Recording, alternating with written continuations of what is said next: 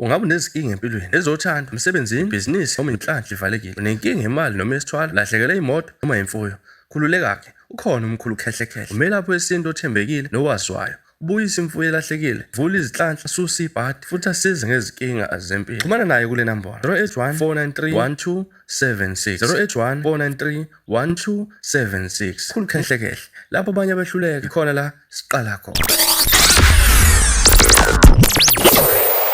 Sanibona noyingane zakwethu, angimele lapha nto futhi-ke nginamukele kuyona i-channel ehamba phambili. Mina-ke lami igama ngimfeza Mthuthu Ngakhumalo ila sibona amakhumete. Zophinde ngicela ngana kwethu ukuthi mhlawumbe mangabe usemusha leli khasi wenze sure ukuthi uyasubscribe, ungakhohlwa ukhomenta nokulike nokushare, bese futhi ngilandela ku-Facebook @Mfezeko sibona amakhumete, ku-TikTok @Mfezeko, bese kuthi ku-Instagram @Mfezeko_162. Wey'ngane zakwethu babalisa bokufika laphana ke basenesikhathi behlala kuleli-ke ngane zakwethu kunevidiyo etrendayo ey'nkundleni zokuxhumana nami laphana ekhasini lika-King Zoso, la khona owesilisa laphana obekade balisa ukuthi yena useneminyaka engu-33 kuleli, wafika kuleli laphana esemncane neminyaka engu-32, kumanje uneminyaka engu-54 ephila-ke laphana, uneminyaka engu-33 kuleli ngane zakwethu. Wasuka ekhaya emncane kakhulu laphana, akakwazi ukuthi-ke mangabe kuthiwa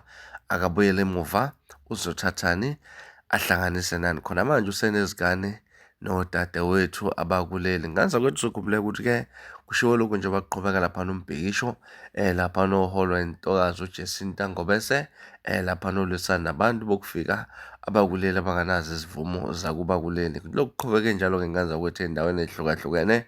Sibonile izolo laphana-ke bayelaphana ePantown laphana-ke kwezinye zezindawo khona la khona laphana abantu ubokufika laphana nabathole-ke ama-drugs-ke ngane zakwethu. Ngicabanga ukuthi mhlawumbe abantu abake bawasebenzise bayawazi igama lawo ngane zakwethu. Mhlawumbe kuthini okwakukuphawula ngo-double fana lula ngande kakhulu. Nansi ividiyo lapho khona umfowethu kade ezikhulumela yena mathi ukuthi-ke akwazi uthathane ehlanganise nani njengoba-ke eseneminyaka engu-33 kuleli, usenomndeni kuleli, usenabantwana abathole khona lana kuleli zwe. Kuthini okwakukuphawula? Hlala comment section-ke ngithi luthini olwakhuvo ngalolu daba. Ngilasibona ngiphuma nje na ngishaya nayo ividiyo, nibe nosuku olumnandi njalo.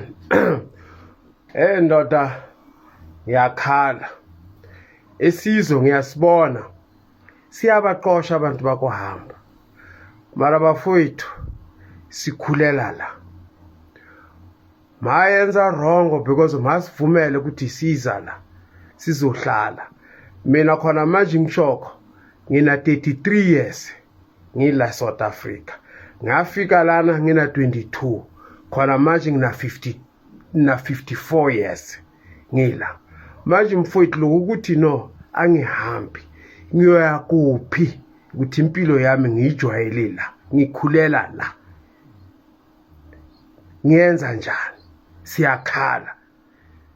Bakhona laba bashoko ukuthi no bafuze ukuthi bangaqoshwa, bakhona laba ngafuze ukuthi basala la. Ngina 33 years ngila, ningakabanjwe, ningakamoshile umphakathi, ngiphila kahle nomphakathi, umphakathi ngisho isizwe. Manje bafowethu ifi bemusixolela or ada bemusinika amalanga ya enough sizokhona ukuhamba siyaqala empilo entsha. Uyayibona ukuthi musibulala sihamba. Siyenzeni izulu, siyenzeni izulu, siyenzeni izulu. Siyacela Zulu, siyacela Zulu, sizweli buhlungu. Duwe basho ngakhona ukuthi siba siyangane. Sina ingane lapha nabo sisibeni, sinabazukulu la, siyenza njani ngabo la siba siyaka? Sizweleni madoda, siyacela, ngiyabonga.